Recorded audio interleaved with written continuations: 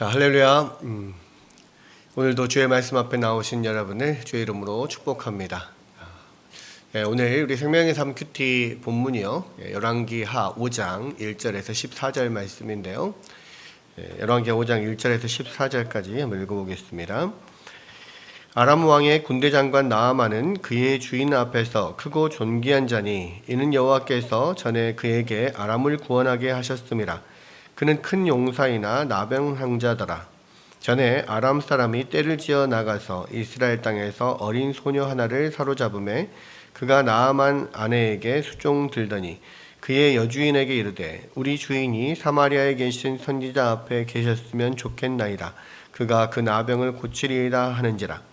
나아만이 들어가서 그의 주인께 아뢰어 이르되 이스라엘 땅에서 온 소녀의 말이 이러이러하더이다 하니 아람 왕이 이르되 갈지어다. 이제 내가 이스라엘 왕에게 그를 보내리라 하더라. 나아만이 곧 떠날새 은 10달란트와 금 6,000개와 의복 10벌을 가지고 가서 이스라엘 왕에게 그 글을 전하니 일렀을 때 내가 내 신하 나아만을 당신에게 보내오니 이 글이 당신에게 이르거든 당신은 그의 나병을 고쳐주소서 하였더라. 이스라엘 왕이 그 글을 읽고 자기 옷을 찢으며 이르되 내가 사람을 죽이고 살리는 하나님이냐? 그가 어찌하여 사람을 내게로 보내 그의 나병을 고치라 하느냐? 너희는 깊이 생각하고 저 왕이 틈을 타서 나와 더불어 시비하려 함인 줄 알라 하니라. 하나님의 사람 엘리사가 이스라엘 왕이 자기의 옷을 찢었다 함을 듣고 왕에게 보내 이르되 왕이 어찌하여 옷을 찢었나이까? 그 사람을 내게로 오게 하소서. 그가 이스라엘 중에 선지자가 있는 줄을 알리이다 하니라. 나아만이 이에 말들과 병거들을 거느리고 이르러 엘리사의 친분에 서니 엘리사가 사자를 그에게 보내 이르되 너는 가서 요단강에 몸을 7번 씻으라. 내 살이 회복되어 깨끗하리라 하는지라. 나아만이 노하여 물러가며 이르되 내 생각에는 그가 내게로 나와 서서 그의 하나님 여호와의 이름을 부르고 그의 손을 그 부위 위에 흔들어 나병을 고칠까 하였도다. 다메섹 강 아바나와 바르발은 이스라엘의 모든 강물보다 낫지 아니하냐? 내가 거기서 몸을 씻으면 깨끗하게 되지 아니하랴 하고 몸을 돌려 분노하여 떠나니 그의 종들이 나와서 말하여 이르되 내 아버지여 선지자가 당신에게 큰 일을 행하라 말하였다면 행하지 아니하였으리이까? 하물며 당신에게 이르기를 씻어 깨끗하게 하라 함이니까 하니 나아만이 이에 내려가서 하나님의 사람의 말대로 요단강에 7번 몸을 잠그니 그의 살이 어린아이의 살같이 회복되어 깨끗하게 되었더라. 아멘. 아멘. 오늘은 이 열왕기하 5장에 보면 이 나아만 장군이 나옵니다. 이 나아만 장군이 이 아람 사람인데요. 아람 왕의 군대 장관이죠. 그런데 이 나아만 장군이 아주 큰 공적을 세운 장군이지만 나병 환자예요. 자, 이 1절 보면 아람 왕의 군대 장관 나아만은 그의 주인 앞에서 크고 존귀한 자니 이는 여호와께서 전에 그에게 아람을 구원하게 하셨습니다. 그는 큰 용사이나 나병 환자였더라. 그랬습니다. 이 아람은 어디냐면 지금 이제 이스라엘의 북동쪽, 지금 이제 시리아 지역이죠. 지금 시리아 지역에 있는 그곳이 이제 아람입니다. 옛날에 아람이었고요. 이 아람은 상당히 이스라엘에 비해서 크기도 좀 클 뿐 아니라 이 이집트, 애굽에서부터 시작을 해서 요단강 동쪽으로 해서 쭉 이 아람을 통과해서 이 아수르나 바벨론으로 가는 그 길목에 있는 그런 나라입니다. 그렇기 때문에 애굽과 메소포타미아의 문명을 잇는 그러한 이 관문 역할을 하는 곳이에요. 그래서 그 전부터 이 이스라엘보다 좀 훨씬 더 땅덩어리가 크고 또 여러 가지 큰 영향력을 미쳤던 그런 나라죠. 그리고 이 북이스라엘과 또 자주 이렇게 전쟁을 했던 그런 나라이기도 합니다. 그런데 특이한 것은 이 아람 왕의 군대 장관 나아만을 소개하면서 그의 주인 앞에서 그가 크고 존귀한 자니 이는 여호와께서 전에 그에게 아람을 구원하게 하셨습니다. 이렇게 이야기를 합니다. 그러니까 사실 이 아람은 여호와 하나님을 믿는 나라가 아니죠. 다른 가나안이나 바벨론의 그런 신들을 믿는 뭐 그런 나라입니다. 그래서 바벨론 신인 뭐 마르둑이라든지 뭐 바알이라든지 내지는 여기서 보면 이제 이 왕이 섬기는 그 신이 림몬이라는 신이 나와요. 그런 어떤 이방 신을 섬기는 나라인데, 근데 여기서 특이하게 하나님께서 여호와께서 그에게 아람을 구원하게 하셔서 그가 그 나라에서 크고 존귀한 자가 되었다. 이제 그렇게 이야기를 하죠. 그 이야기는 무엇입니까? 하나님은 이스라엘만의 하나님이 아니라 온 세계를 지으시고 온 세계를 다스리는 하나님이라는 것을 이야기를 하고 있습니다. 그러니까 그때 당시는 각 민족마다 섬기는 신이 다 달랐어요. 그리고 그 각 민족이 전쟁을 할 때 자기들은 그 신의 대리자라고 생각을 합니다. 그래서 자기들이 전쟁에 이기는 것은 자기들의 신이 이긴다라고 생각을 했죠. 그러니까 이 어떤 신의 개념이 민족의 범위를 벗어나지 않았던 그런 시기인데, 여기서 하나님께서, 여호와 하나님께서는 이스라엘 민족만의 하나님이 아니라 온 세계의 하나님이시다, 온 세계의 주이시다, 그것을 보여주고 있는 겁니다. 그래서 이 아람에 있는 이 나아만 장군도 그가 하나님께서 승리하게 하셨고 하나님께서 존귀하게 하셨다라는 것을 지금 이야기를 하고 있습니다. 그런데 이제 큰 용사인 나아만 장군이요, 이 나병에 걸렸어요. 근데 이제 이 나병은 우리가 지금 생각하는, 지금 이야기하는 그런 한센시 병은 아닌 것 같습니다. 왜냐면 살이 막 문드러져 썩고 떨어져 나고 이런 게 아니라, 그 하얗게 이렇게 변하는, 피부가 하얗게 변하는 그런 피부병, 이라고 생각을 할 수가 있어요. 왜냐하면 이제 나중에 이 게하시가 이 엘리사가 받지 말라고 하는 그 재물을 탐내가지고 몰래 가서 그 재물을 받아가지고 오잖아요. 그때 이제 나아만에게 있던 그 나병이 게하시에게 옮겨가게 되는데, 그때 이 눈처럼 이렇게 피부가 하얘졌다, 눈꽃처럼 하얘졌다라고 하는 것 표현을 봤을 때 한센시 병인 것 같지는 않고, 어떤 아주 치료하기 힘든, 그때 당시에 정말 치료하기 힘들었던 것이 또 피부병이거든요. 그런 피부병의 일종이라고 생각을 합니다. 어쨌거나 이 나병 환자 또는 피부병 환자로서 사실 참 위신이 안 서죠. 그러니까 엄청 위대한 장군인데 겉으로 드러나는 피부가 막 그렇게 뭐 하얗게 막 곰팡이 피듯이 그렇게 되어버려 있어서 사실 얼굴을 들고 다닐 수가 없는 그런 상황인 겁니다. 아마도 나아만 장군은 이 피부병을 고치기 위해서 정말 뭐 백방으로 좋다는 약은 다 써보고 정말 뛰어나다는 명의는 다 찾아가보고 해도 이 병이 낫지를 않는 거예요. 그러니까 굉장히 고민이 많이 있었죠. 그런데 이게 보면 어느 날 이 아람 사람들이 이 떼를 지어 나가서 이스라엘 땅에서 어린 소녀 하나를 잡아왔는데, 그 소녀가 마침 이제 나아만 장군의 부인을 수종드는 그런 시녀가 된 거죠. 근데 이제 그 소녀가 참 기구한 운명이긴 합니다. 그죠? 그러니까 지금 적군에게 포로로 잡혀가지고 그곳에서 종살이를 하고 있어요. 물론 이 아주 고관대작인 이 나아만 장군의 부인을 수종드는 신녀이니까 뭐 다른 사람들의 종보다는 뭐 훨씬 더 좋은 대우를 받고 있겠지만, 그럼에도 불구하고 적국에서 정말 다른 나라 타지에서 이렇게 포로로 잡혀가서 그곳에서 어떤 종 노릇을 하고 있는, 신의 노릇을 하고 있는 그런 상황이니까 자기가 되고 싶어도 되는 게 아니잖아요. 전쟁 포로로 잡혀간, 전쟁 포로라고 하면 어쩌면 이제 전쟁 고아일 수도 있어요. 왜냐하면 이제 전쟁 가운데서 부모나 형제들을 다 죽고 자기는 잡혀가는 이런 상황일 수도 있고, 아무 연고가 없어요. 뭐 그런 상황인데, 그럼에도 불구하고 이 소녀가 여호와 하나님에 대한 믿음이 있었던 것 같아요. 이것도 참 신기한 일이죠. 왜냐하면 이스라엘에는 여호와 하나님을 섬기는 자들이 많지가 않거든요, 현재. 심지어는 북이스라엘의 왕조차도 여호와 하나님을 섬기지 않아요. 믿지도 않습니다.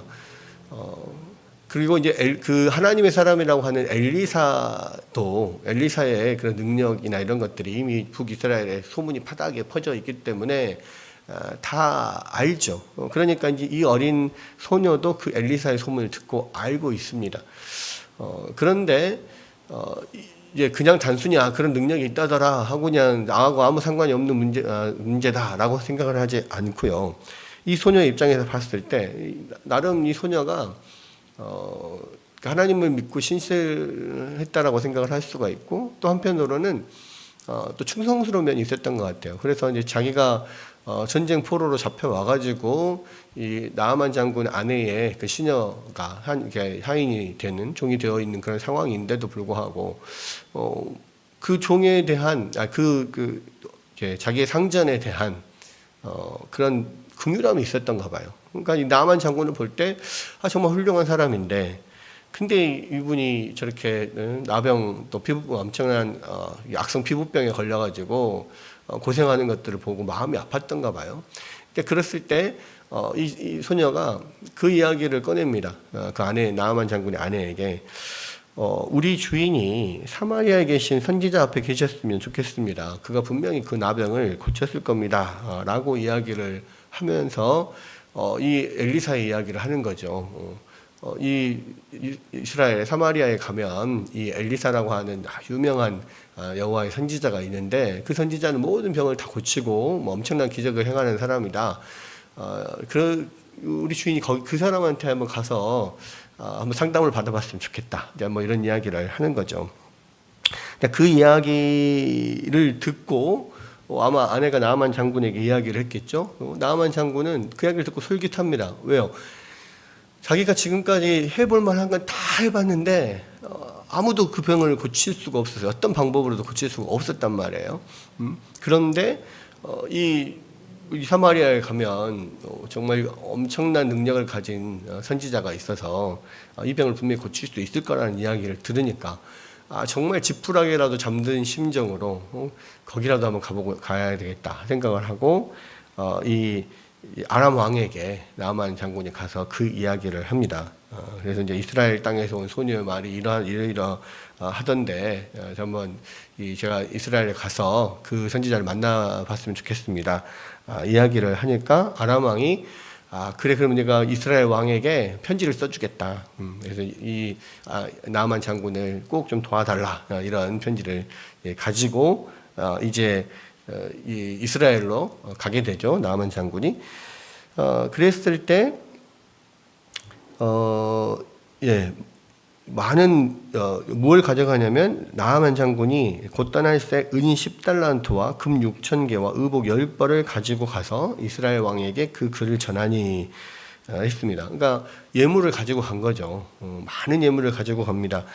그래서 은 10달란트라 하면 은 한 달란트가 6,000데나리온이고 한 데나리온이 일일 노동자의 하루 품삯이잖아요. 그러니까 이제 10만 원만 잡아도 한 달란트면은 6억인 겁니다. 근데 요즘에는 뭐 일일 노동자의 이 품삯이 20만 원 막 이러니까요. 한 달란트면 12억인 거예요. 현재 시가로는 한 12억.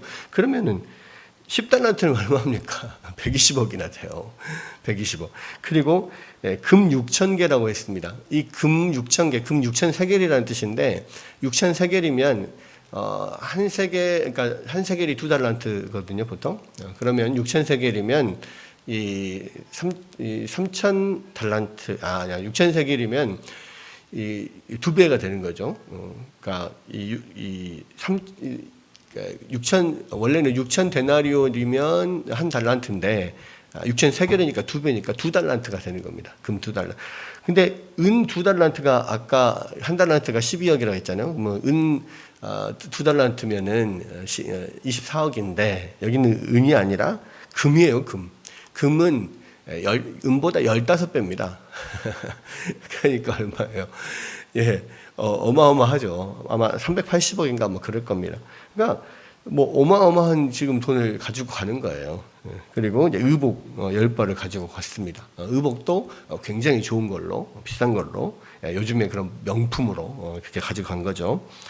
그러니까 엄청난 그 예물을 가지고 갑니다. 이것을 이제 왕에게도 줄 수 있고 또 선지자에게도 주기도 하고 뭐 하면서 이제 여러 가지 치료를 받도록 좀 도와달라 부탁을 하겠죠. 그런데 이제 문제는 뭡니까? 이 이스라엘 왕의 이게 아람 왕의 글을 가지고 와서 이 나아만 장군의 이 나병을 고쳐 주십시오, 고쳐주라 달라라고 하는 이 편지를 가지고 갔는데 이스라엘이 그걸 보고 아니 내가 무슨 하나님이냐, 내가 사람을 살리고 죽이는 능력이 나한테 어디가 있냐, 어떻게 내가 나병을 고치냐.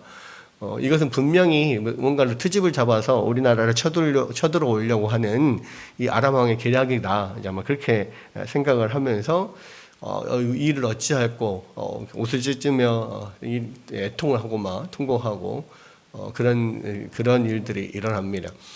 그러니까 지금 이스라엘 왕에게서는요 전혀 이 하나님께 이것을 아랠 그런 생각이 없고요. 이스라엘 왕도 아마도 이제 여기서 여호람이겠죠. 이스라엘 왕도 분명히 엘리사의 그 능력을 압니다. 그런데도 불구하고 엘리사에게 이런 것들을 부탁할 생각을 하지를 못해요. 그러니까 전혀 그의 머리에는 여호와 하나님도 엘리사도 들어있지가 않은 거죠. 그런 상황에서 이제 어찌할까 고민만 하고 있을 때, 이 엘리사가 그 이야기를 듣고 사람을 보내죠.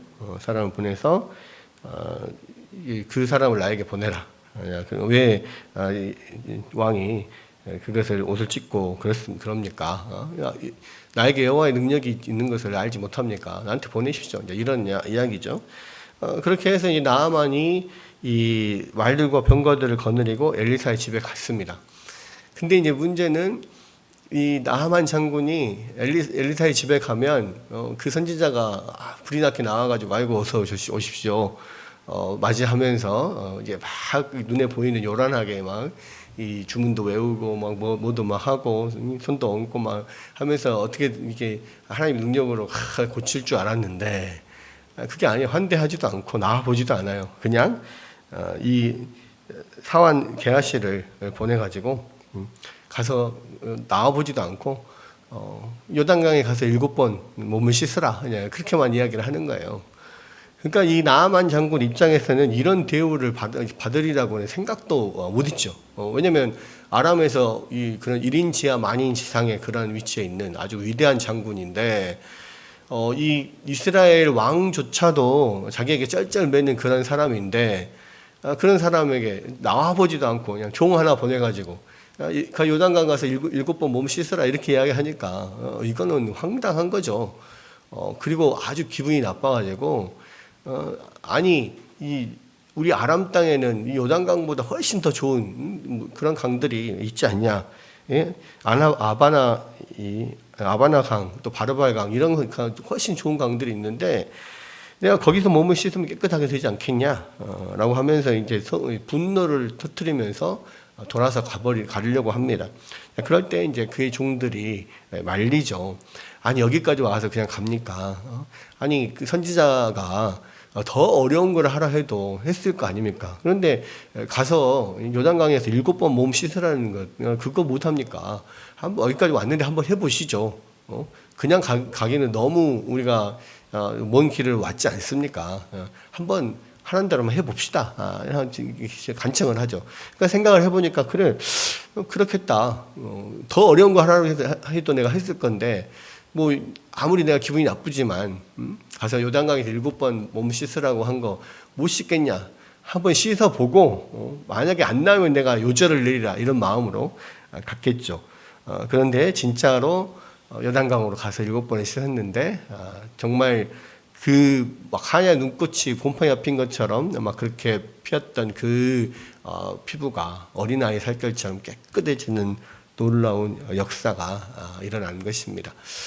여러분 이 이야기는 이제 그 뒤로도 이제 계속 되지만 이 나아만 장군이 그것을 보고 여호와의 능력을 인정하고 자기가 이제 앞으로는 어떤 신도 섬기지 않고 오직 여호와만 섬기겠다. 다만 내가 우리 왕을 모시고 림몬신 앞에 갈 때 왕을 부축하고 같이 그 림몬신 앞에서 절을 하거나 해야 되는데 그것은 나의 의지로 하는 게 아니고 이 왕을 부축해서 내가 같이 절을 하는 것뿐이니 그것만 좀 용서해 달라. 나는 내가 나의 마음으로 하는 게 아니다. 왕을 돕기 때문에 어쩔 수 없이 몸이 굽혀지는 것뿐이다라는 이야기를 하면서 결국은 이제 엘리사의 허락을 받고 가죠. 근데 이제 이것을 통해서 우리가 알 수 있는 것들, 우리가 얻을 수 있는 교훈들이 사실 몇 가지가 있습니다. 첫 번째는 이 어린 아이, 이 소녀, 이 소녀가 전쟁 포로로 잡혀가서 그곳에서 아주 정말 그런 비참한 생활, 사실은 어떤 종으로서의 삶을 산다는 것이 자기의 어떤 의지와 상관없이 그런 삶에 지금 이렇게 그 삶을 살 수밖에 없는 그런 상황이잖아요. 그런 상황인데 결국 그 어린 소녀 때문에 결국은 하나님의 놀라운 역사가 이루어지는 거죠. 그거 뭘 뜻합니까? 이 땅에서 하나님의 일들은요, 정말 어떤 한 사람의, 신실한 한 사람의 어떤 희생과 고통을 통해서 하나님의 역사가 이루어지는 경우가 많다는 겁니다.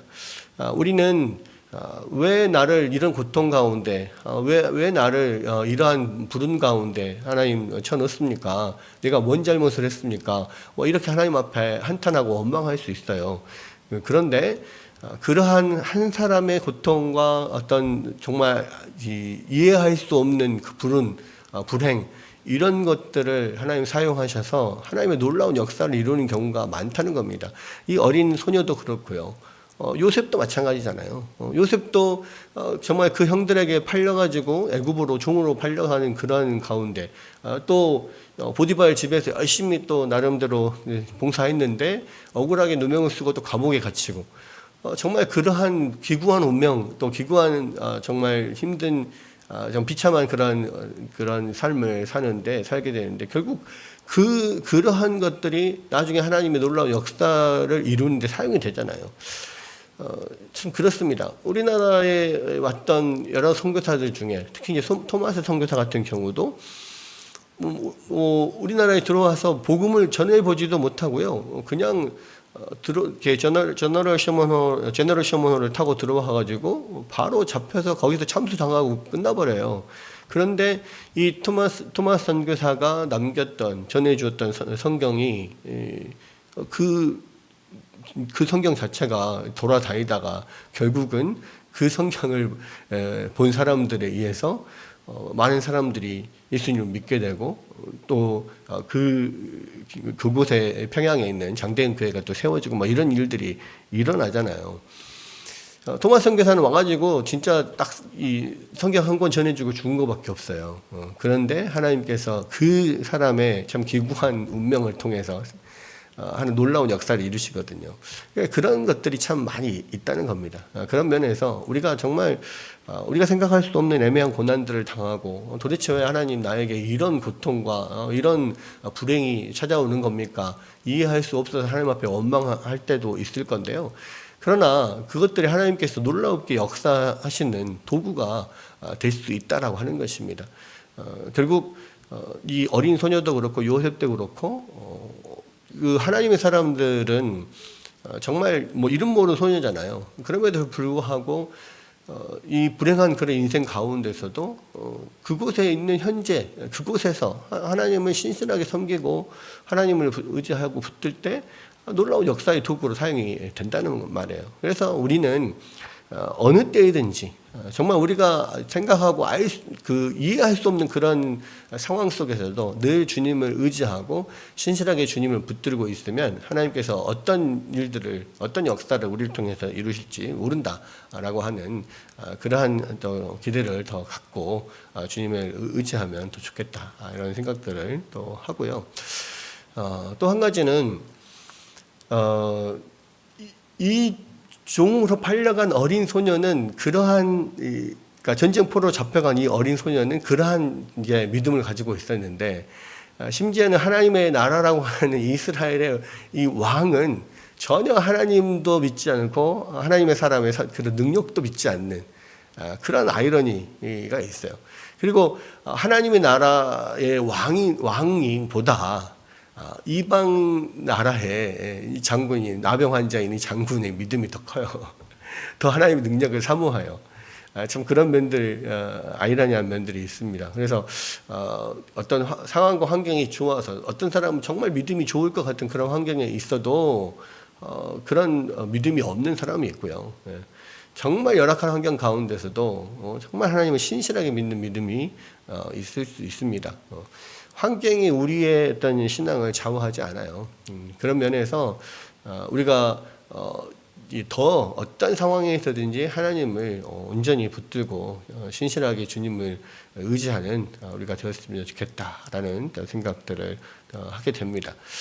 마지막으로 하나를 더 생각해 보면 이 나만 장군이 나음을 받을 때 이것이 처음에는 그 엘리사의 말을 기분 나쁘다고 거절을 하고 그냥 화를 내면서 돌아가려고 했잖아요.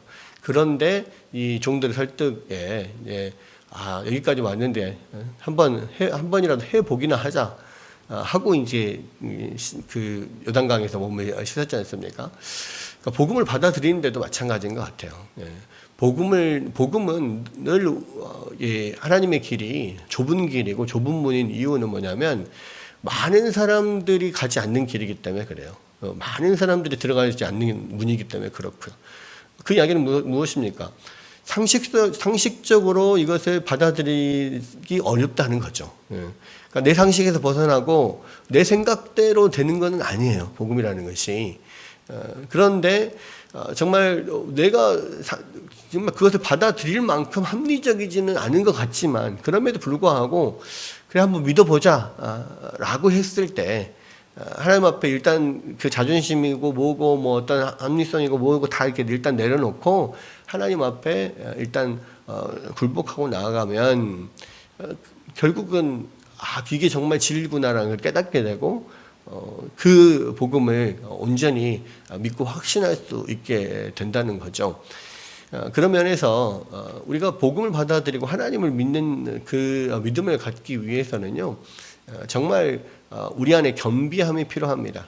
나의 지식과 상식, 나의 이성, 이런 것으로 이 복음을 받아들일 수 없어요. 어쩔 때는 내 생각, 항상 하나님은 전혀 나의 상상 이상이에요. 나의 어떤 상상을 벗어나는 그런 역사하심들이 있거든요. 그런 면에서 뭔가 이성적으로만 그것들을 받아들이려고 생각하지 않고 이것은 이성적으로 아니야 가입해 주시지 않고 우리가 좀 마음을 하나님 앞에 좀 드리고 내가 하나님 이것이 믿어지지 않지만 내가 믿어보겠습니다. 이런 마음들이 있을 때 비로소 복음이 받아들여지고 우리 안에 믿음이 생긴다라고 할 수가 있습니다. 하나님 앞에 꺾이는 부분이 필요해요. 늘 그렇습니다. 나의 고집이, 나의 아집이 하나님 앞에 꺾일 때 그때야 비로소 우리가 바른 믿음이 들어오거든요. 그런 면에서 다시 한번 이 복음 앞에 우리가 하나님 앞에 좀 겸비하게 엎드리는 면 하나님의 역사에 대해서 우리가 머릿속으로 깨달아지지 않을지라도 그게 완전히 이해가 안 될지라도 하나님 앞에 일단 순종하며 나아가는 면 이런 면들이 필요하다라는 것을 우리가 한번 볼 수가 있습니다. 오늘도 이 말씀을 통하여서 다시 한번 이 세상의 주인이시고 우리가 생각하는 것 이상의 그러한 놀라운 역사로 이 땅을 이끌어 가시는 그 하나님을 온전히 또 붙들면서 어떤 상황 가운데도 신실하게 주님을 붙드는 종들 되시기를 주의 이름으로 축원합니다.